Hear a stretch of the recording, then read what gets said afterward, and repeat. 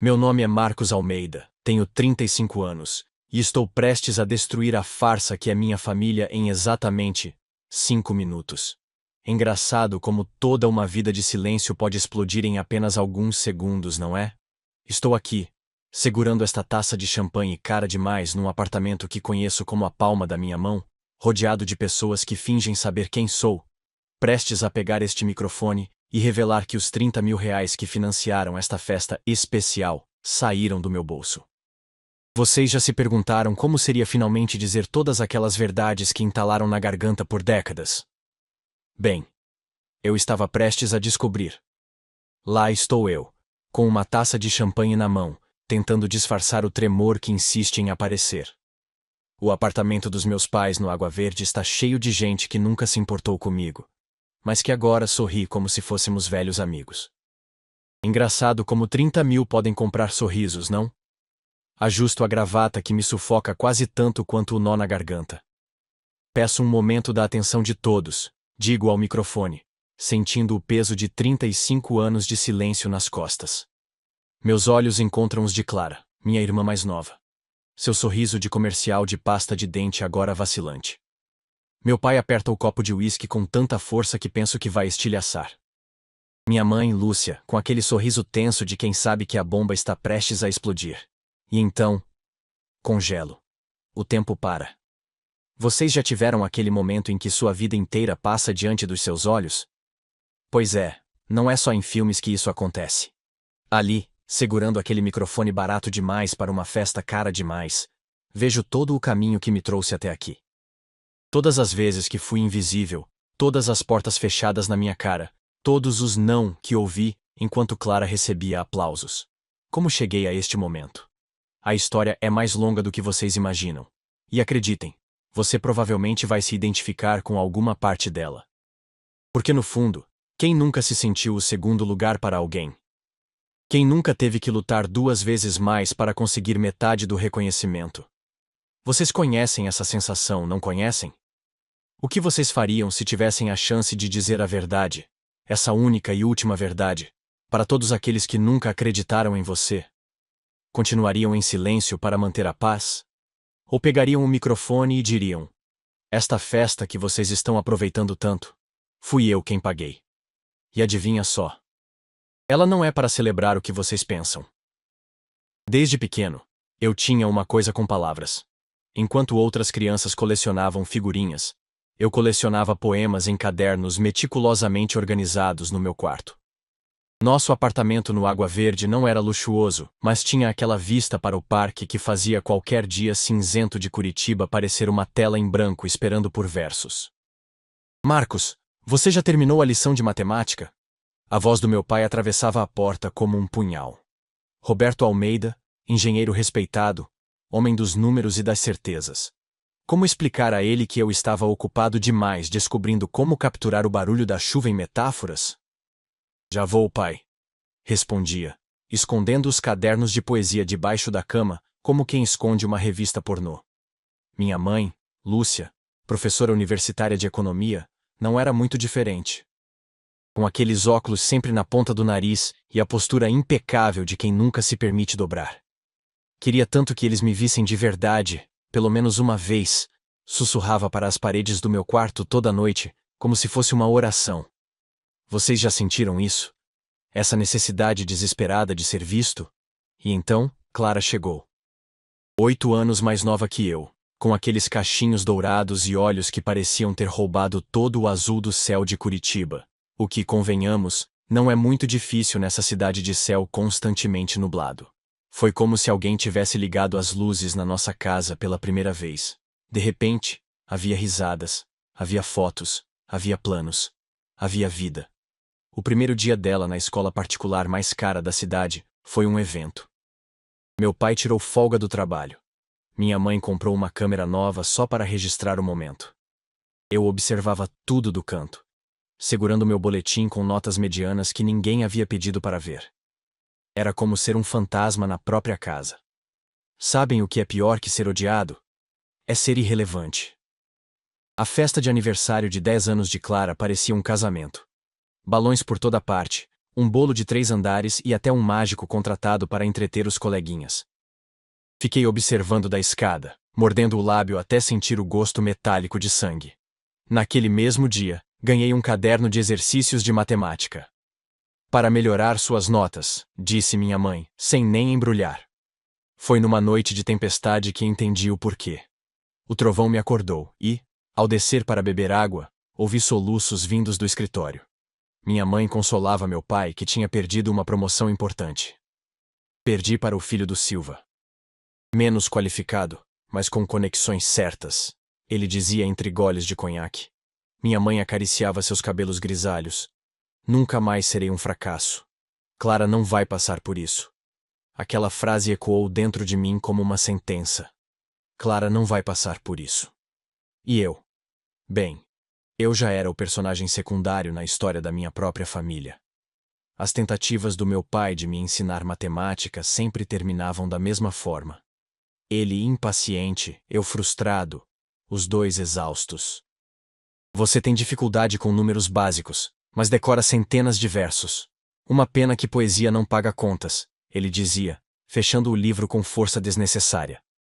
O que eles não sabiam, ou talvez soubessem e não se importassem, é que cada palavra daquelas abria um pequeno corte. E pequenos cortes, quando acumulados, podem sangrar tanto quanto uma facada. Vocês conhecem esse tipo de dor? Aquela que ninguém vê, aquela que você esconde porque até explicá-la parece um fracasso? Na escola, eu era o garoto quieto demais, pensativo demais.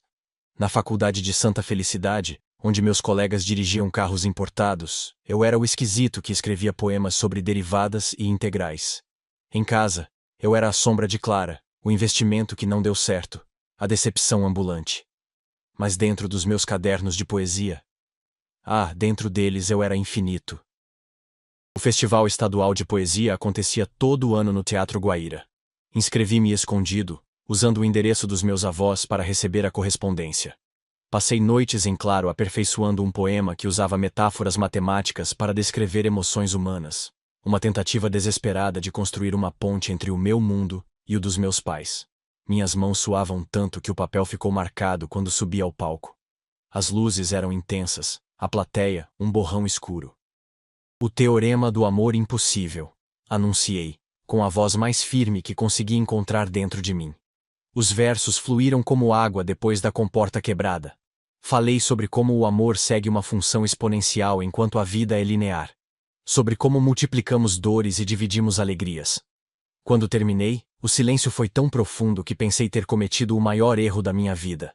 E então, aplausos. Não apenas educados, mas avassaladores. O tipo de aplauso que parece quebrar algo dentro do peito. Ganhei o primeiro lugar. Um troféu dourado, maior que meus sonhos mais ousados. Vocês já sentiram aquela validação que parece curar anos de invisibilidade? É como respirar depois de muito tempo debaixo d'água. Voltei para casa flutuando, o troféu abraçado contra o peito como um escudo. Finalmente. Finalmente eles veriam. Abri a porta do apartamento e... Clara tocava piano no centro da sala. Minha mãe a fotografava enquanto meu pai gravava com a câmera nova. Fiquei parado, o troféu pesando 1 tonelada agora. Ninguém notou minha chegada por longos minutos. Olha, ganhei o primeiro lugar no festival estadual, disse, tentando soar casual enquanto erguia o troféu. Minha mãe olhou rapidamente. Legal, filho. Mas Clara acabou de ser convidada para um concurso nacional de piano. Estamos planejando a viagem. E assim, em questão de segundos, minha maior conquista virou uma nota de rodapé na história da família Almeida. Vocês sabem aquela sensação de ter o tapete puxado? Pois é.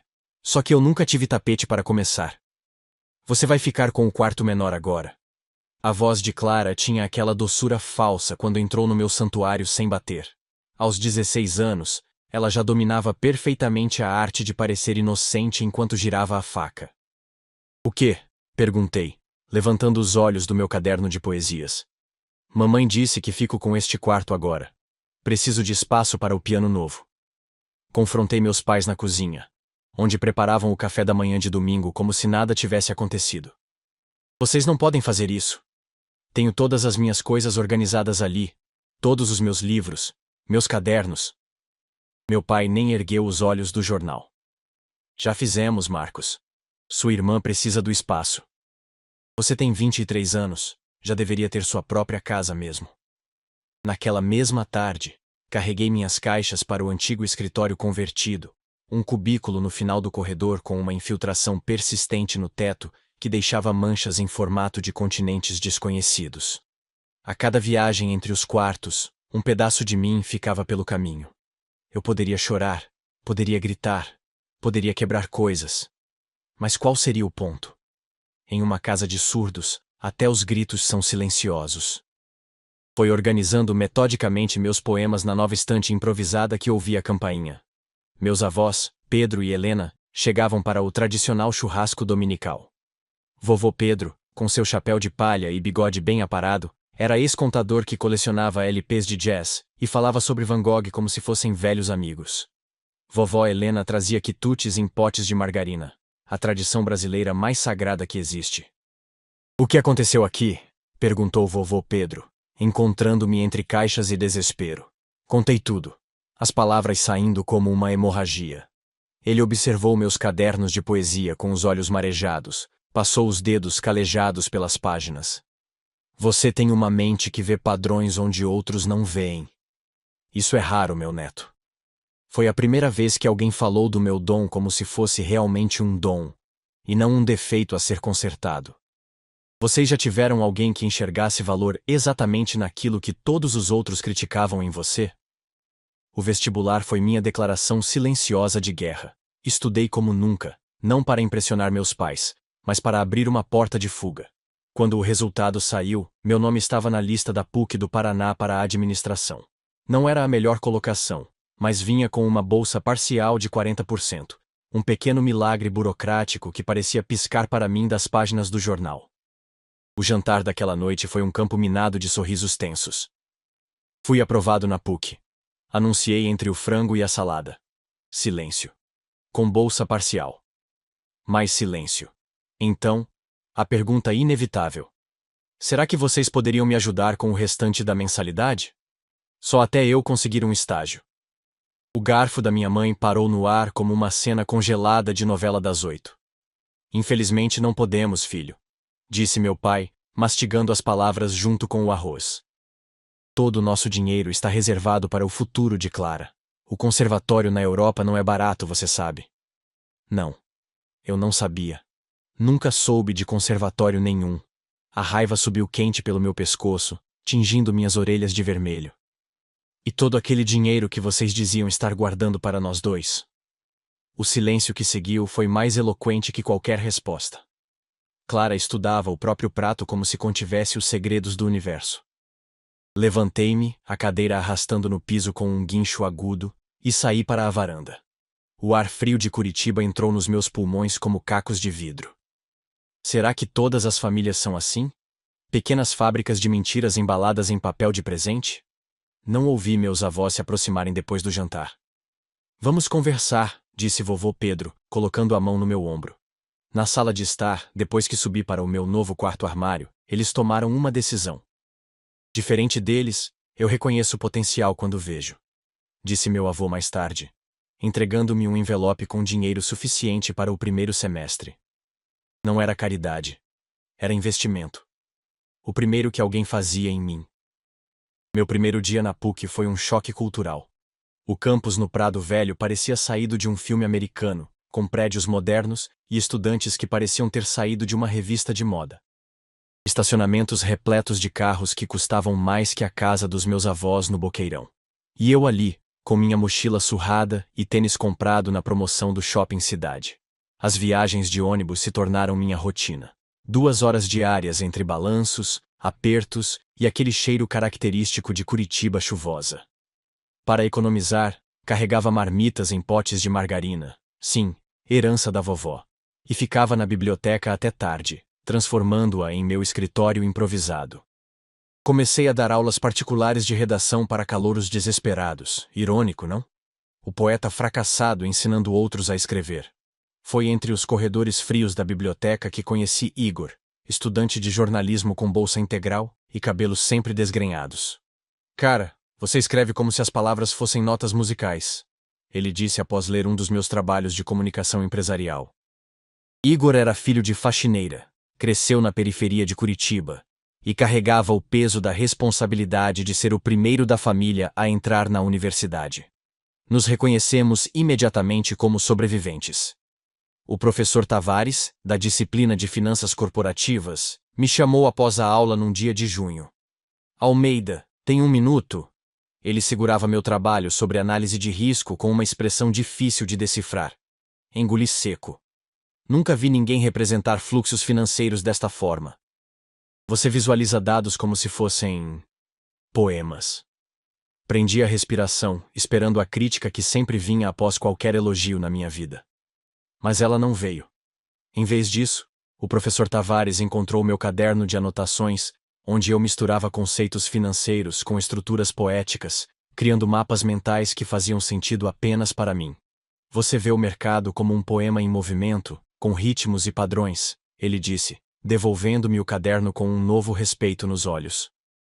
Pela primeira vez, minha estranheza não era um defeito, era uma vantagem. Vocês conseguem imaginar o que é descobrir que sua maior fraqueza pode, na verdade, ser sua maior força? O Interuni, evento que reunia estudantes de todas as universidades de Curitiba, acontecia na UFPR. Fui arrastado por Igor, que insistia que eu precisava viver um pouco além dos números e versos.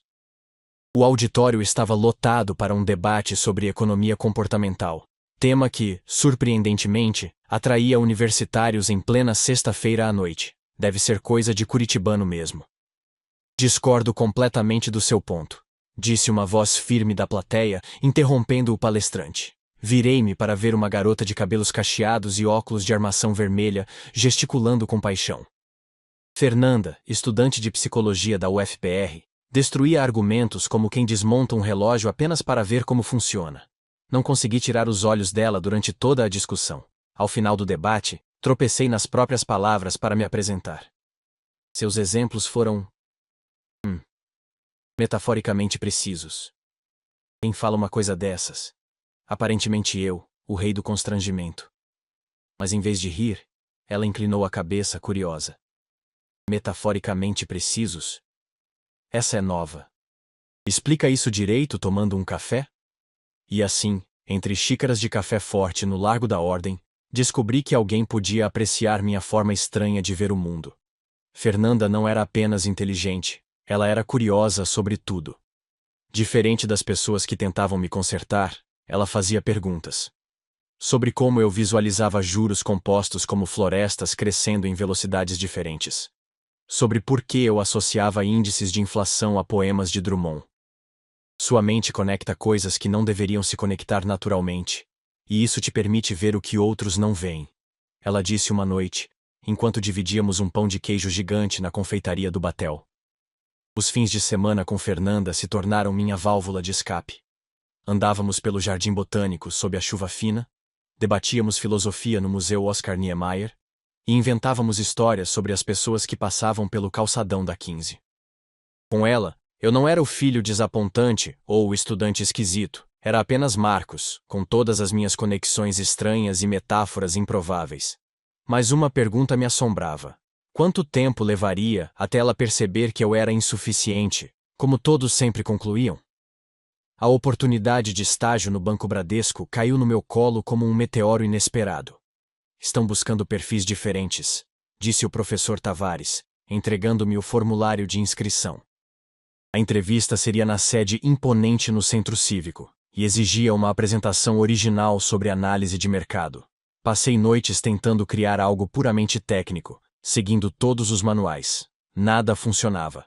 Os gráficos pareciam mortos, os números recusavam-se a fazer sentido quando alinhados da forma tradicional. Na véspera da entrevista, sentado no meu quarto armário com infiltração, encarei o reflexo no espelho rachado. Talvez meus pais estejam certos. Não sirvo nem para poesia, nem para finanças. A autossabotagem é uma velha amiga de quem cresceu ouvindo que nunca será bom o suficiente. Vocês conhecem essa vozinha cruel dentro da cabeça? Foi revirando meus antigos cadernos de poesia, buscando um último consolo, que tive a epifania. Entre versos sobre amor não correspondido, quem nunca? E metáforas sobre chuva curitibana, encontrei um poema onde comparava a vida a um mercado de ações imprevisível. E ali, entre rasuras adolescentes, estavam os padrões. Os mesmos que agora estudava em finanças comportamentais. Passei a madrugada inteira refazendo a apresentação. Abandonei os gráficos tradicionais e criei um sistema visual que representava tendências econômicas como estruturas poéticas, sonetos para mercados estáveis, versos livres para a volatilidade, haikais para momentos decisivos. Cheguei à entrevista com olheiras profundas e o coração aos pulos, mas com algo que ninguém mais teria. Nunca vi alguém explicar derivativos dessa forma. Você torna o invisível visível, disse a diretora de RH ao final da minha apresentação, enquanto os outros entrevistadores ainda olhavam confusos para meus slides. Não era aprovação unânime, mas era uma brecha. E brechas eram tudo que eu precisava. Quando o telefone tocou 3 dias depois com a oferta de estágio, chorei como criança no banheiro da faculdade. Não porque tinha conseguido o estágio, mas porque pela primeira vez tinha conseguido sendo exatamente quem eu era. Meu primeiro dia no Banco Bradesco foi como entrar em um país estrangeiro sem visto. Fui apresentado à equipe de análise de investimentos, todos formados nas melhores universidades do eixo Rio-São Paulo, todos vestindo ternos que custavam 3 meses do meu aluguel. Alguns mal escondiam o desdém quando ouviam PUC-PR e viam meu único terno comprado em promoção. O novato fica com os fundos problemáticos, anunciou Gilberto, meu chefe imediato, jogando uma pilha de relatórios na minha mesa. Ninguém quer perder tempo com isso. Eram fundos de baixo desempenho, considerados casos perdidos. Perfeito para mim, o especialista em causas perdidas desde o nascimento. Mas onde eles viam lixo, eu comecei a ver padrões. Usava meu caderno para mapear conexões que nunca apareceriam em planilhas convencionais. 2 semanas depois, encontrei algo estranho. Micro-variações em horários específicos, sempre antes de grandes movimentações. Parecia poesia concreta, aquele tipo de padrão visual que só faz sentido quando você dá um passo atrás e vê a imagem completa. Acho que encontrei uma operação suspeita nos fundos Orion, disse a Gilberto durante uma reunião. Ele riu. Todos riram. O poeta acha que descobriu uma fraude que nossas auditorias não viram? Mas insisti, montando uma apresentação que explicava o esquema, usando uma analogia com o poema Quadrilha de Drummond, um complexo sistema onde o dinheiro dançava entre contas como os personagens do poema dançam entre amores. Fui ridicularizado abertamente. Deixa de ser ridículo, moleque. Volta para seus gráficos básicos, disse Gilberto, encerrando a reunião. Aquela noite, no pequeno apartamento que dividia com Igor no Rebouças, desabei no sofá rasgado. Aprendi a vida toda a ser ignorado.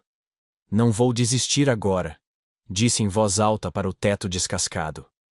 No dia seguinte, usando os contatos de Igor na faculdade de jornalismo, consegui os e-mails de todos os diretores do banco. Enviei minha análise diretamente ao CEO, Carlos Mendonça. Uma jogada suicida, provavelmente. Mas quando você passa a vida sendo invisível, o medo de repercussões perde a força. 3 dias depois, fui chamado ao andar executivo. Esperava minha carta de demissão, mas encontrei o CEO em pessoa, com minha apresentação impressa e marcada com post-its. Você acaba de salvar 150 milhões de reais em fundos e a reputação deste banco, ele disse, sem preâmbulos. Precisamos de mentes que veem o que os outros não veem. Naquele momento não era apenas sobre dinheiro. Era sobre validação. Sobre alguém finalmente dizer: você tinha razão quando todos diziam que você estava errado. Existe reconhecimento mais doce que esse? O algoritmo Radar nasceu em uma noite de insônia, 2 anos após aquela reunião com o CEO. Baseado na minha visão única que integrava padrões literários e financeiros, detectava anomalias que sistemas tradicionais ignoravam. Quando o apresentei à diretoria, não houve risos desta vez. Houve silêncio, seguido de aplausos. A promoção a diretor de análise de risco veio no mesmo dia, com um bônus que fez meus olhos lacrimejarem. Precisamos celebrar isso, disse Fernanda, agora minha namorada, enquanto abríamos uma garrafa de vinho barato no nosso apartamento recém-alugado no Bigorrilho. Deveríamos fazer uma festa. Concordei, mas uma ideia arriscada crescia na minha mente. Uma festa no apartamento dos meus pais no Água Verde. uma tentativa de reconciliação, de mostrar a eles que o filho desajustado havia encontrado seu caminho. Uma chance de finalmente receber o reconhecimento que sempre busquei. O telefonema para minha mãe foi estranho, como conversar com um personagem de um livro que você leu há muito tempo. Marcos!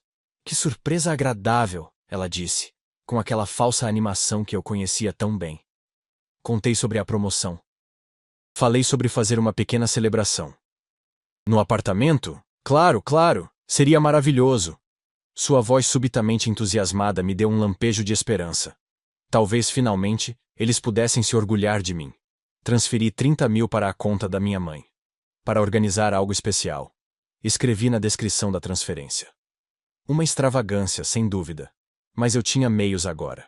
E mais importante, queria mostrar que tinha superado todas as expectativas, inclusive as financeiras. No fundo, uma parte de mim ainda era aquele garoto desesperado por um aceno de aprovação, por um "estou orgulhoso de você, filho", que nunca veio. Quando desliguei o telefone, Fernanda me observava com aquela expressão preocupada que ela reservava para quando eu estava prestes a me machucar. Tem certeza disso, Marcos? Essas pessoas te machucaram muito.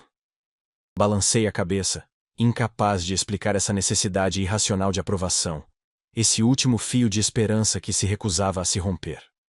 Preciso tentar uma última vez, respondi.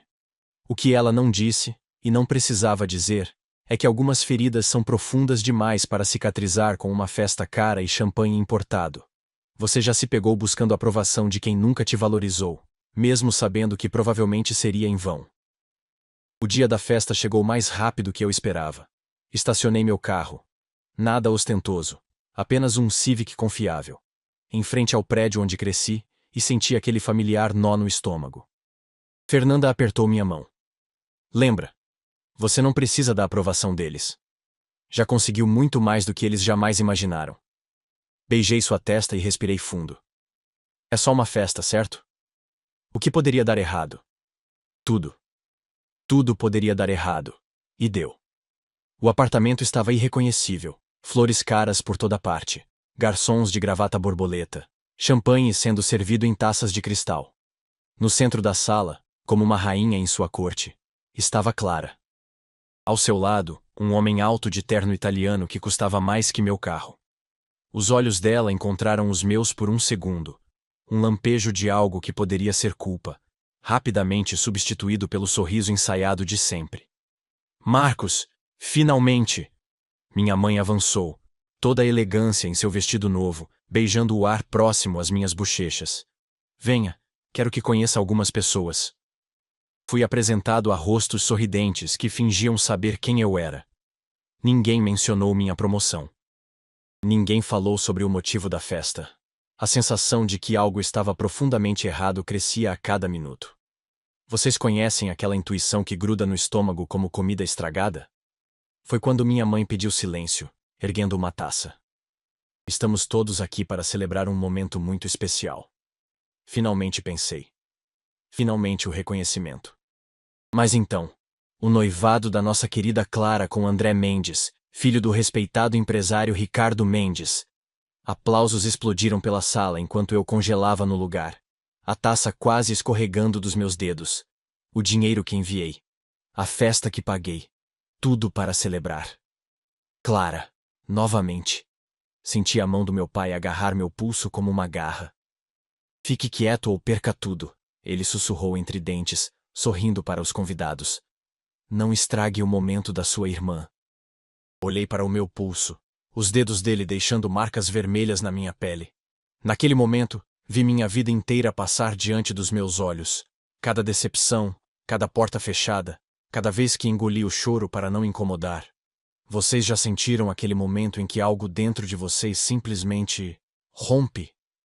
Como uma represa depois de anos de pressão constante? Foi exatamente isso que aconteceu.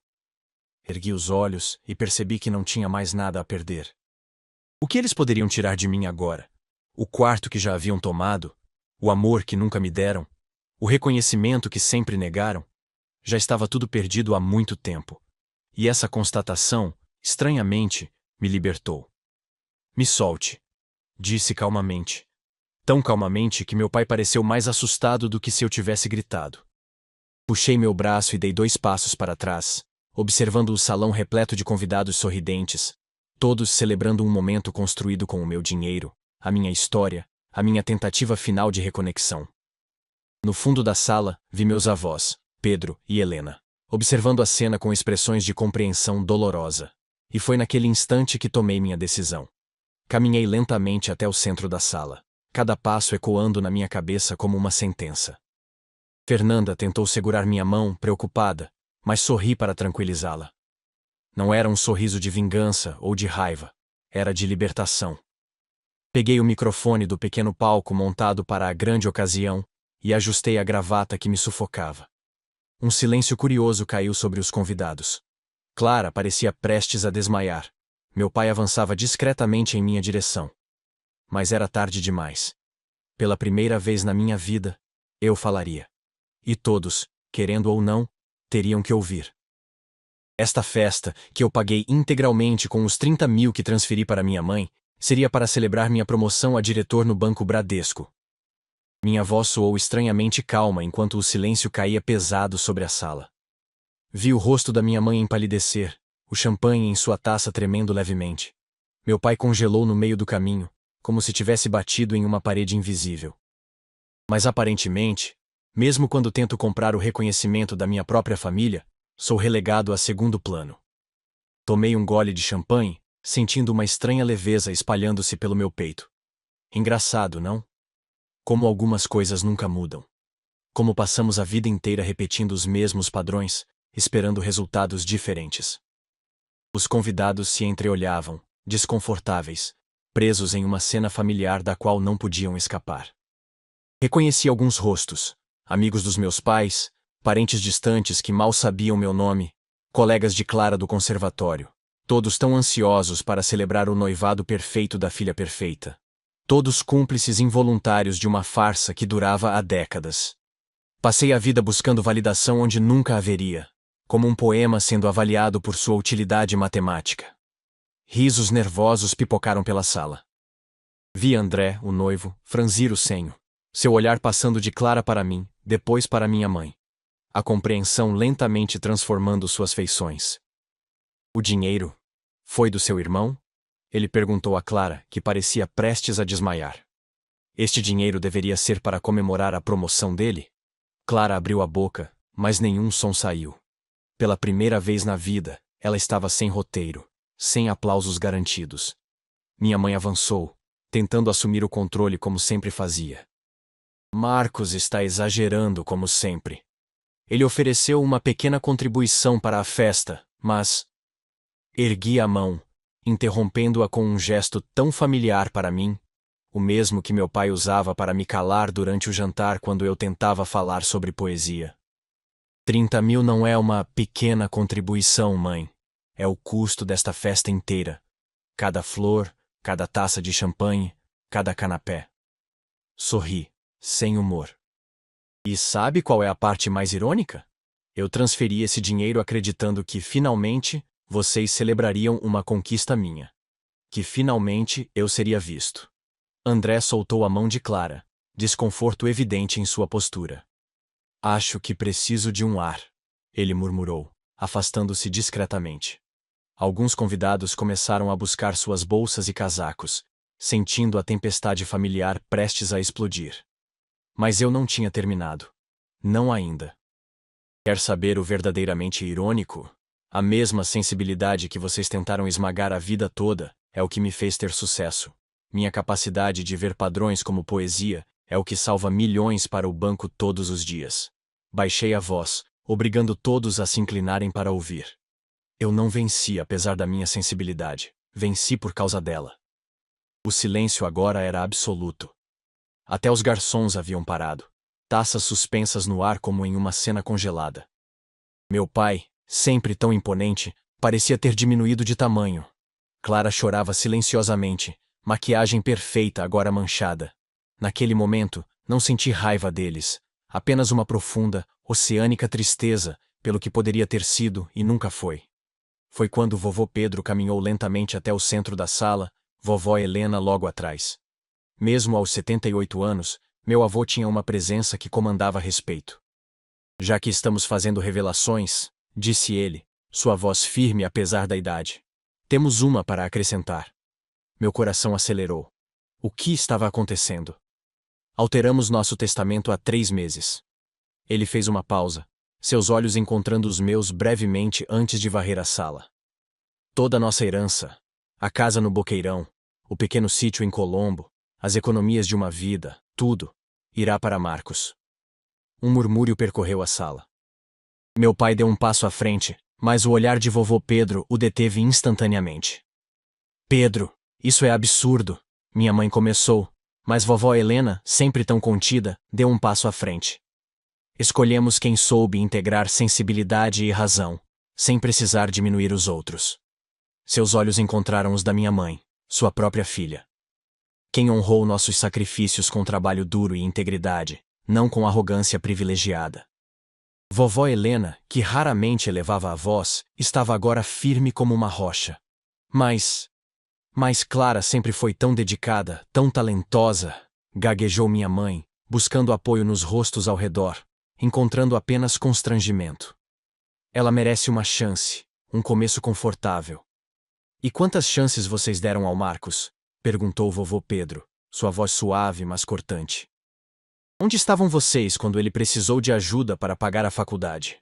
Quando precisou de um quarto decente? Ele balançou a cabeça. Desculpe, Lúcia, mas vocês fizeram suas escolhas. E nós fizemos as nossas. André, que havia retornado discretamente, ajeitou a gravata. Clara, acho que precisamos conversar, em particular. Seu tom deixava claro que a conversa não seria agradável. Clara, lançando um olhar desesperado para meus pais, seguiu-o para fora da sala, os ombros caídos em derrota. Meu pai começou a argumentar, vermelho de raiva, mas foi interrompido por um gesto definitivo do meu avô. O castelo de cartas que eles construíram desmoronava diante dos meus olhos, e o mais surpreendente, eu não sentia prazer nenhum nisso. Apenas uma profunda, imensa exaustão, e talvez escondida nas bordas, uma pequena centelha de esperança. Não de reconciliação, mas de libertação. Vamos, Marcos, disse Fernanda, aproximando-se e segurando minha mão com firmeza. Acho que já dissemos tudo o que precisava ser dito. Assenti, devolvendo o microfone a um garçom atônito. Meus avós se juntaram a nós, formando uma pequena procissão em direção à porta. Filho! A voz do meu pai me deteve por um instante. Virei-me, sem saber o que esperar. Havia algo em seus olhos que nunca tinha visto antes. Medo? Arrependimento? Talvez um pouco dos dois. Mas era tarde demais. Anos tarde demais. Adeus, pai. Disse simplesmente, sem raiva, sem drama. Apenas constatação. Enquanto caminhávamos para fora, deixando para trás o apartamento onde cresci, senti um peso enorme abandonando meus ombros, como se tivesse carregado uma mochila cheia de pedras por décadas, e finalmente pudesse colocá-la no chão. Na calçada molhada pela garoa típica de Curitiba, ao lado das pessoas que realmente me viam, compreendi uma verdade simples. Às vezes, a libertação mais profunda não vem de ser finalmente aceito, mas de finalmente aceitar que você não precisa da aceitação de quem nunca soube valorizá-lo. E essa, talvez, seja a última palavra mais importante de todas. Nos meses que se seguiram, mergulhei no trabalho com uma nova energia, desenvolvendo o algoritmo Radar, que revolucionaria a maneira como o banco detectava riscos. Clara terminou o noivado com André. Ou talvez tenha sido o contrário. Os detalhes nunca ficaram claros. Soube, através dos meus avós, que ela estava tentando encontrar emprego, finalmente enfrentando o mundo real sem a rede de proteção dos meus pais. A cada almoço de domingo na casa dos meus avós no Boqueirão, entre garfadas de feijão tropeiro e histórias de outros tempos, eu me curava um pouco mais. Fernanda, sempre perspicaz, notava as mudanças. Você sorri mais agora, ela dizia, acariciando minha mão sobre a mesa. Sorri de verdade, não só com a boca. Talvez por isso, quando 3 anos depois assumi a posição de CEO da subsidiária de investimentos do Banco Bradesco, não senti necessidade de anunciar a ninguém da minha família de origem. Não por rancor, mas porque finalmente entendia que meu valor não dependia do reconhecimento deles. A verdadeira validação vinha de dentro, e das pessoas que me amavam exatamente como eu era. O escritório no novo prédio do Banco Bradesco no centro de Curitiba tinha vista para a Praça Tiradentes. Na parede atrás da minha mesa de CEO da subsidiária de investimentos, um quadro emoldurado com meu poema premiado do ensino médio ao lado de gráficos financeiros. Um lembrete diário de que minha suposta fraqueza se tornara minha maior força.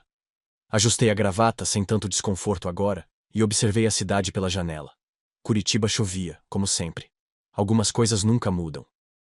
Fernanda, agora minha esposa, havia ligado mais cedo para confirmar o almoço de domingo na casa dos meus avós no Boqueirão. Feijoada, como tradição. Igor viria também, com sua namorada nova. Meus avós, apesar da idade avançada, continuavam sendo o centro gravitacional da minha vida.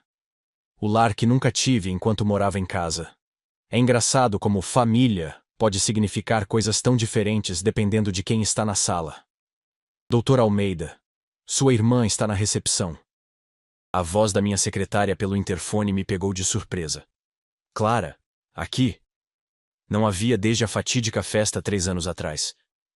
Hesitei por um momento, memórias amargas subindo como bile. Mas então pensei no que vovó Helena sempre dizia. Rancor é um veneno que você toma esperando que o outro morra. Respirei fundo. Pode mandar subir.